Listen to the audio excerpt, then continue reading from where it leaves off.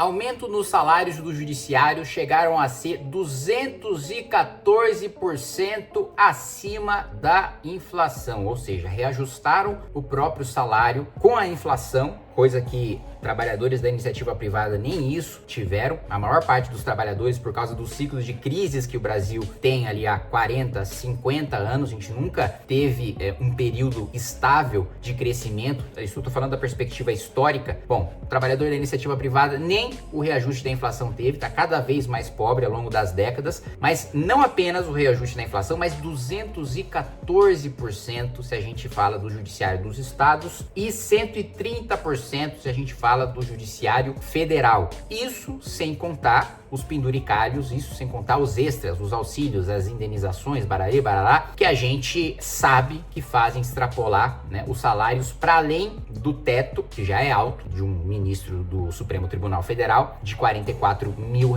mas esse teto a gente sabe hoje que para a elite do funcionalismo público é o piso. Não há paralelo com nenhuma outra carreira do funcionalismo público. Ministério Público e Judiciário estão assim disparados no topo. Por isso é importante, quando nós de direita falamos sobre corte de privilégios na elite do funcionalismo público, é importante até para você, servidor público, saber que nós estamos falando de uma injustiça que é inclusive tirada do seu bolso. Diferente do discurso das esquerdas ou até de alguns direitistas burros, né, de querer demonizar todo o funcionalismo público e dizer que todo funcionário público é privilegiado, na realidade nós temos categorias que são privilegiadas. Nós temos aqueles que ocupam o topo da pirâmide e que sempre, esses que ocupam o topo da pirâmide, sempre recebem aumentos de salário muito maiores, não só do que a iniciativa privada, mas do que o próprio setor público. E eles arrastam para a lama a imagem de todo o funcionário público, porque passam a percepção para a sociedade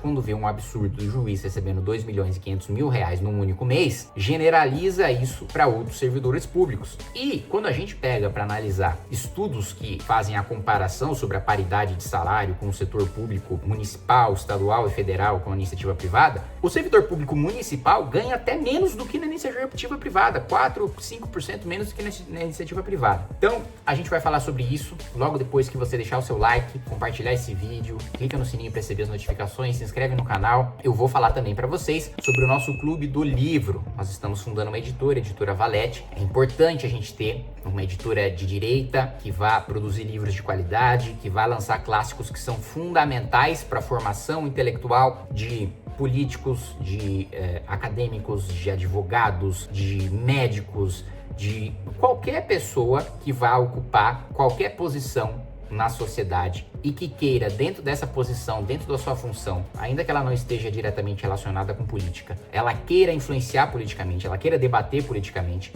E eu não tô falando de debater em entrevista, debate público na TV, não, eu tô falando de debate de convencer os seus amigos, de convencer a sua família, de fazer um debate qualificado e de entender o que está acontecendo no país sem ser levado nem por populistas de esquerda, nem por populistas de direita, de ter critério. É importante que você tenha acesso, que você leia esses livros e, para além disso, você também ajuda a fundar uma editora que, não tenho a menor dúvida, vai ser um sucesso e vai formar várias outras pessoas com acesso a esses livros. Se você quiser ser parte aí do Clube do Livro, é só você clicar aí no link que eu vou deixar na descrição. Vamos lá. Ganho acima da inflação no judiciário extrapola várias vezes o do funcionalismo. Nas esferas federal e estadual, lembrando que não existe judiciário municipal, reajuste ficou entre 130% e 214% acima da recomposição de preços desde 1985. Média para servidores é de 46%, ou seja, na média, o salário dos funcionários públicos no Brasil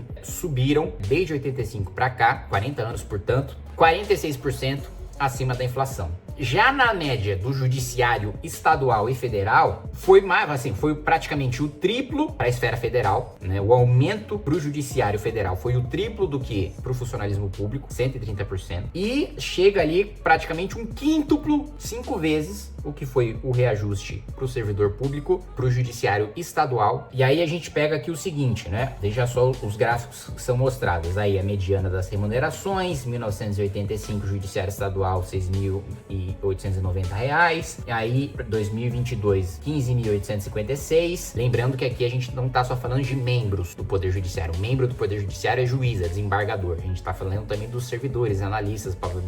Por isso que a média também é arrastada para baixo. Essa é uma das razões. A gente vai falar da segunda razão pela qual a média é arrastada para baixo em breve. Quando a gente pega as remunerações no topo, aí sim, olha lá, no topo, há 40 anos o salário era de 19 mil. Hoje tá em 27 mil, o salário do topo. Judiciário estadual, tinha lá 3.200, subiu para 10 mil, depois o do topo saiu de 14 mil para 24 mil. E também o Legislativo Federal, que não teve um reajuste tão grande quanto o do Judiciário Estadual e do Judiciário Federal, mas já tinha um salário tão grande em 1985 que hoje, mesmo com um reajuste menor, um reajuste de 10%, como se a gente corrige os valores, a remuneração em 1985 já era de 33 mil reais, hoje já está em 36 mil reais o topo do Legislativo, né? O Legislativo Federal, consultores da Câmara dos Deputados. Então, assim, é esse tipo de bizarrice que a gente busca combater quando a gente fala em privilégios. Quando eu falo da PEC anti-privilégio, que acho que é uma das minhas principais lutas, sem dúvida é uma das coisas que sentimentalmente mais me movem, que mais me deixa indignado, apesar de não ser um dos maiores impactos no orçamento público. Para mim é uma questão moral, para mim é uma questão de exemplo, para mim é uma questão de justiça, você ter essa paridade salarial. E assim, depois de escutar tanta coisa esdrúxula, né, de juiz, de promotor, de falar que vamos perder muita qualidade, né, como se os concursos não fossem concorridíssimos para o Ministério Público, para o Judiciário. Lembrando que tudo isso é com férias de 60 dias, tá? Os mortais não têm férias de 60 dias, né? Agora, os semideuses têm, e recebendo mais do que os mortais, e ainda recebendo adicional nas férias. E muitas vezes vendendo essas férias. E aí a gente entra na segunda razão pela qual os valores, quando a gente coloca aqui 24 mil para o topo do estadual e 27 mil para o topo do federal, esses valores parecem baixos quando a gente compara com os valores que vê nas manchetes, né? De uma média de 60 mil, 80 mil reais, 100 mil reais por mês. Por quê? Porque isso é o salário. Percebe que a aberração dos penduricalhos e das indenizações ilegais é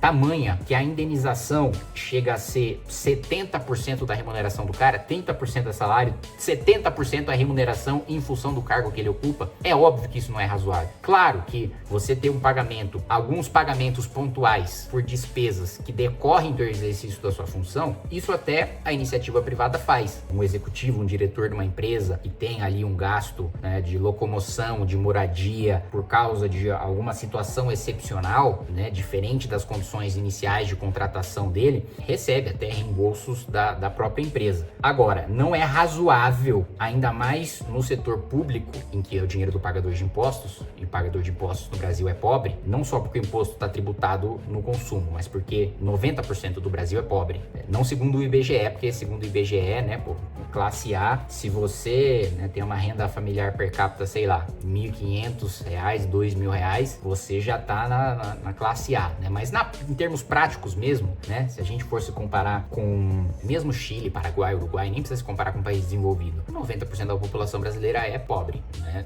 Leva uma vida pior do que um atendente de McDonald's nos Estados Unidos, né? 90% da população brasileira tem uma renda menor e tem acesso a bens de consumo muito piores do que um atendente de McDonald's nos Estados Unidos, que tá ali, né, sem qualificação nenhuma, iniciando a sua vida laboral. Então é isso, meus amigos. Pra gente acabar com esses abusos, só aprovando a PEC antiprivilégio. Existe lá o populismo do Boulos em falar sobre o projeto de lei complementar dele, que limitaria super salário. Qualquer decisão judicial derruba. E hoje muitos dos benefícios ou são decisões administrativas de órgãos vinculados ao judiciário, que na prática a gente tem visto que do ponto de vista da reação do legislativo, esses atos administrativos do judiciário têm praticamente a mesma natureza de decisão judicial, que a gente não consegue derrubar por projeto de decreto legislativo, que seria um instrumento legal adequado, um remédio adequado. Então, projeto de lei complementar com uma decisão judicial ou uma decisão de um órgão administrativo vinculado ao judiciário já derrubaria, o que já tornaria absolutamente nulo o projeto, né? Então, o discurso dele antiprivilégio é da boca para fora. Ele sabe que não tá apanhando de nenhum juiz, de nenhum promotor diferente de mim, porque o projeto dele não afeta em nada a vida dessas pessoas. A verdadeira luta tá aqui e toda semana eu posto no meu Instagram, quem assinou, quem ainda não assinou. A gente já bateu 100 assinaturas, precisamos de 171 e eu preciso da ajuda de vocês pra gente bater essas assinaturas, beleza? Um abraço, até mais.